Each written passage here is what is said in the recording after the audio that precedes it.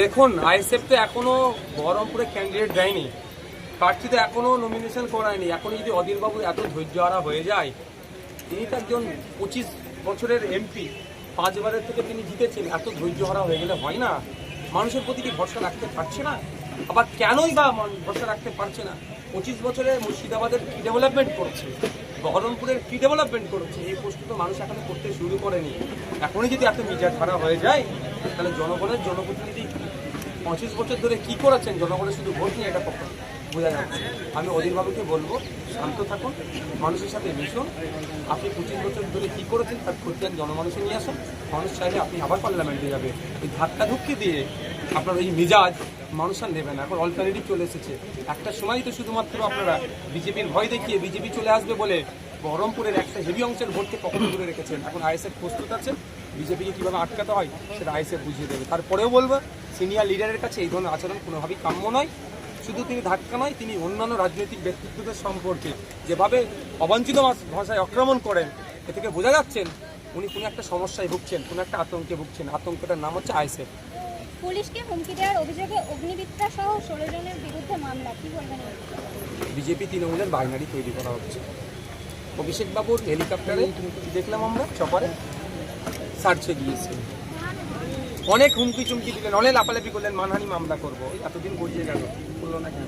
আরে routine marking checking হচ্ছে। তারপরে পরেই একটা বিজেপি তৃণমূলের বাইনারি করতে হবে কি নিশ্চিত পরামানিক মহাশয়, তারও গাড়ি কনভয় দাঁড় করিয়ে করলেন। কি অসুবিধে কোথায় আছে? আমারও গাড়ি যাচ্ছে, আমারও হোক না। দেশের আমরা নাগরিক, দিনের শেষে কার কত বড় ডেজিগনেশন আছে দেখার দরকার নেই।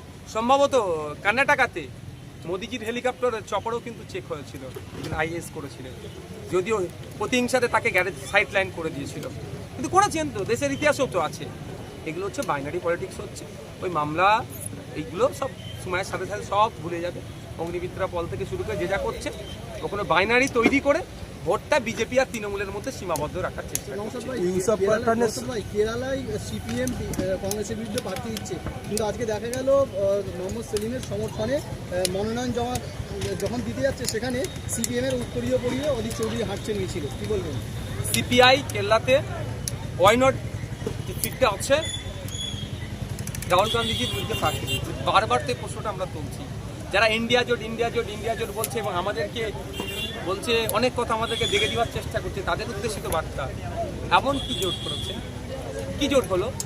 যেটা কুচবিহারে, সেখানেও জোট থাকার পরেও আপনারা কংগ্রেস আর লেফট ফ্রন্ট একে অপরের বিরুদ্ধে লড়াইয়ে আছে। ঘাটালে, পুরুলিয়াতে এবং সর্বোপরি এই মুহূর্তে অস্বীকার করার কোনো জায়গা নয়, ইন্ডিয়া জোটের যিনি মুখ হয়ে উঠেছিলেন, রাহুল গান্ধীজির বিরুদ্ধে সিপিএম প্রার্থী দিল, বাংলার লেফট ফ্রন্টের পক্ষ থেকে কোনো শব্দ খরচ করলো না। অধীরবাবুরকে একটা বোঝা দরকার। যদি অধীরবাবু বুঝবেন আমরা ভালো করে জানি। অধীরবাবুর দলের অর্থাৎ কংগ্রেসের রাজ্যের বেশ কিছু নেতা আমাকে মেসেজ করেছেন, জানিয়েছেন যে তারা এই বিষয়টা নিয়ে প্রচণ্ড ক্ষিপ্ত। তারা এটা বলেছেন, স্বার্থের জন্য কংগ্রেস দলটাকে পুরো বাংলায় শেষ করে দিচ্ছে। কে করছে না করছে নতুন করে আর বলতে লাগছে না। তৃণমূল কংগ্রেসের গোষ্ঠীকন্দল ইউসুফ পাঠানের সামনে বড়ইয়া, সেখানে এই ইউসুফ পাঠানের সামনে তৃণমূল শাসক দলের এক অংশ দাবি করছে যে এরকম বারংবার গোষ্ঠীকন্দলের প্রকাশ আছে, কি বলবেন? তৃণমূল আর গোষ্ঠীদ্বন্দ্ব হবে এটা ভাবলেন কি করে আপনারা? টপ টু বটম পর্যন্ত, বাড়িতে ধাক্কা থেকে শুরু করে পিছন থেকে ধাক্কা দিয়েছে, নিশ্চিতভাবে কোনো কিছু দ্বন্দ্ব আছে। যে সবটাই ওই ভাই পই কেন হবে, সেই ভাই পই হবে না। কদিন আগে ত্যায্য ভাই শুনেছিলেন আপনারা। আর আমাদের বুথের স্তর পর্যন্ত দেখুন, 4-5টা করে গোষ্ঠী, কে কত পার্সেন্টেজ রাখবে, কে কত কন্ট্রোল করবে।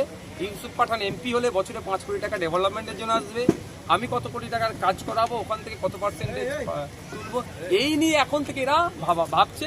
ফলে কি হচ্ছে, এরা গোষ্ঠীদ্বন্দ্ব হচ্ছে। কীর্তি আজাদ মহাশয়ের কদিন আগে দেখলেন না, সে বাচ্চাটি মাথায় হাত দিয়ে বসে পড়েছিল। তো এটা ওদের হচ্ছে, এদের সংস্কৃতি, এটা গোষ্ঠীদ্বন্দ্ব, এদের এটা গায়ে মেখে নিয়েছে।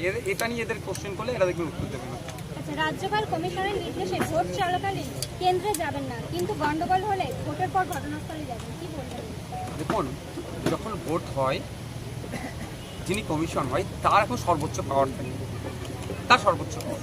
তিনি কি করবেন না করবেন তার উপরে নির্ভর করে। তবে এইবারে নির্বাচনটা কমিশন অনেক মিষ্টি মিষ্টি কথা বলেছেন, অনেক ভালো ভালো কথা বলেছেন। আমরা অপেক্ষায় আছি শান্তিপূর্ণ নির্বাচন হোক।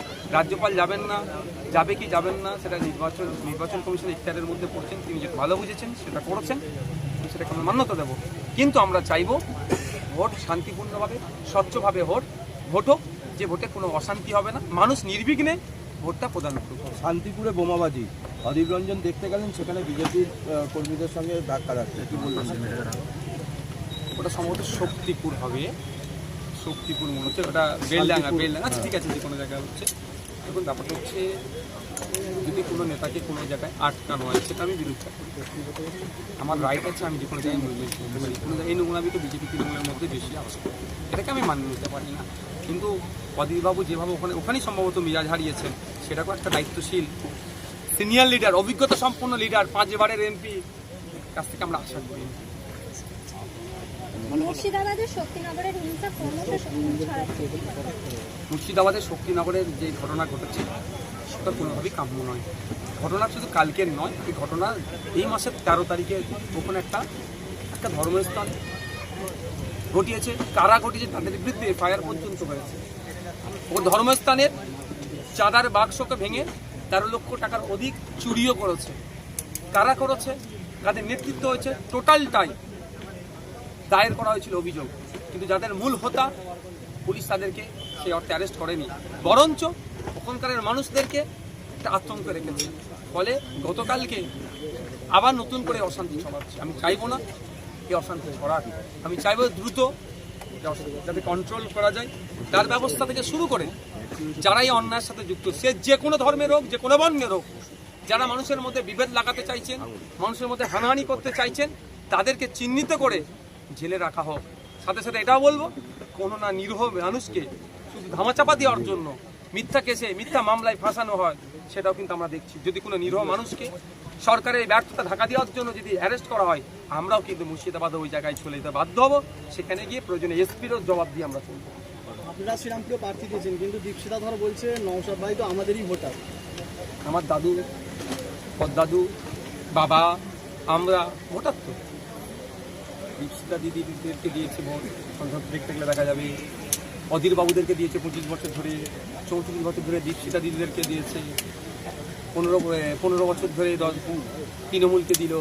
দেখলাম কি আমার দাদুর যে ভিটেটা ছিল গঙ্গায় ভাঙনে চলে গেল। বাবা একটু দূরে সরে এসে 200 মিটার সরে এসে বাড়ি বানালো, বাবার বাড়িটাও ভেঙে চলে গেল। এখন আমরা যে বাড়িটা বানিয়েছি গঙ্গার ভাঙনের হাত থেকে বাঁচার জন্য, আরও 500 মিটার দূরে এই কটা বছরে প্রায় 250 বর্গ কিমি জমি গঙ্গাতে চলে গেল। দীপশিতা দিদিরাও কিছু করলেন না, অধীর দাদারাও কিছু করলেন না। বাড়িটা আমার দাদুর গেল, বাড়িটা আমার বাবার গেল, এখন আমার বাড়িটা যাচ্ছে। আমাকে এখন ভাবতে হচ্ছে আমার ছেলের বাড়ি না গঙ্গার ভাঙনে তলিয়ে যায়। 17% চাকরি ছিল সংখ্যালঘু সমাজে, কমতে কমতে এখন বিলো 1% দাঁড়িয়েছে। দীপশিতা দিদিদেরকে 35 বছর ধরে আমরা দেখলাম, অধীর দাদেরকে 25 বছর ধরে দেখলাম। এদেরকে 15 বছরের জন্য সুযোগ দিলাম।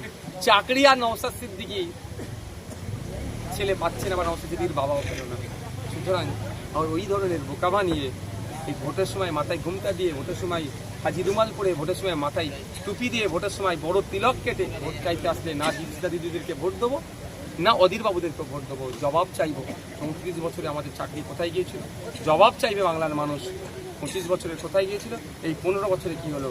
সুতরাং এবারে যত ভোটারই ভাবুক না কেন, ভাবতেই থাকতে হবে শ্রীরামপুরের মানুষ না দীপশিতা দিকে ভোট দেবেন, না 3 বারের এমপি জোরাফুলকে ভোট দেবে, না তার প্রাক্তন জামাই তথা কবির শঙ্কর বোস মহাশয় বিজেপিকে ভোট দেবে। এদের কাউকেই দেবে না ভোট, আইএসএফকে দেবে, বিশ্বাস করে দেবে। এবং আইএসএফ মানুষের কণ্ঠ হয়ে পার্লামেন্টে কথা বলবে। জগদীশ বসুনিয়া 2 বউ নিয়ে বিতর্ক, কমিশনে বিজেপির নালিশ। দেখুন, আমি যতটুকু জানি মুসলিম ধর্মের ক্ষেত্রে স্ত্রী রাখার লিমিটেশন একটা আছে, কিন্তু হিন্দু ধর্মের ক্ষেত্রে হিন্দু ধর্ম মানে রিলিজিয়াস কোড হিসাবে একের অধিক নাকি সেটা তো রাখা যায় না। সুতরাং এই বিষয়টা নিয়ে আমি বেশি বিতর্কে করতে পারবো না। এখানে ধর্মীয় একটা বিষয় জড়িয়ে আছে। তবে একটা কথা বলবো, কে নালিশ দিয়েছে? না না, কমিশনে নালিশ করেছে, বিজেপি নালিশ করেছে। তো কথা হচ্ছে বিজেপি যেটা কাজ করা সেটা করুক, কার কটা বউ আছে, কার কটা সন্তান আছে, কে আবার তারা তো আবার পরকীয়া ওকে বৈধ করে দিয়েছে। ওইসবে না গিয়ে কীভাবে ডেভেলপ করা যায়, যে প্রতিশ্রুতিগুলো দিয়েছিলেন সেগুলোকে পূরণ করতে বলুন না। শুধু বাইনারি পলিটিক্স হচ্ছে আর মানুষকে কিছু একটা হচ্ছে ভাবানো হচ্ছে। কালীঘাটের কাকুর কণ্ঠটা কবে আসবে? হ্যাঁ, সেটাও হোক না, সেটা তো করছে না। সাইন ঘোষ বলছে আইএসএফের পায়ের তলায় মাটি নেই। কে বলছে? সাইন ঘোষ। ওই ভদ্রমহিলা যে হিন্দু ধর্ম, আমার মা বোনেরা যাকে বেশি ভালোবাসেন, শিব ঠাকুরকে অপমান করেছে, ওই ভদ্রমহিলার কথা বলছেন? ওই ভদ্রমহিলার কথা বলছেন তো, মানে যাদবপুরে যিনি প্রার্থী আছেন, ওই ভদ্রমহিলার উত্তর দেওয়া উচিত নয়। এখনো পর্যন্ত তৃণমূল কংগ্রেস কিন্তু শাহিনী ঘোষ মহাশয় এই ভদ্রমহিলা যেভাবে ধর্মকে অপমান করেছেন সেই বিষয়ে কিন্তু ক্লারিফিকেশন এখনো দেয়নি। সুতরাং ওনার মন্তব্য আমি উত্তর দেবো না। শুধু একটা কথা বলবো, পুলিশ সরে গেলে কার পায়ের নিচে কতটা মাটি শক্ত আছে বাংলার জনগণ বুঝে দেবে। এবং তাকে বারবার ইডি সিবিআই ডাকছে, তিনি যাচ্ছেন না, অথচ তিনি প্রার্থী হয়েছেন এবং ভোট প্রচারে যাচ্ছেন। ভোট প্রচারে ভুল করে যদি মানুষ ওকে ভোট দিয়ে জিতিয়ে দেয়, বিজেপিতে চলে যাবে। লিখার কোনো জায়গায় লিখার হলে লিখে দিচ্ছি, আমি সই করে দিচ্ছি। কারণ দেখতে পেয়েছেন গতকালকে হাওড়াতে বিগত বছরে এই রামনবমীকে কেন্দ্র করে একটা অশান্তি হয়েছিল। অশান্তি কোনোভাবে আমরা কাম্য করি। সংখ্যালঘু সমাজের ছেলেমেয়েরা আজকে কিছু জেলের মধ্যে আছে, আর এই রামনবমীতেই শাহিনী ঘোষ এসে রামনবমী পালন করে।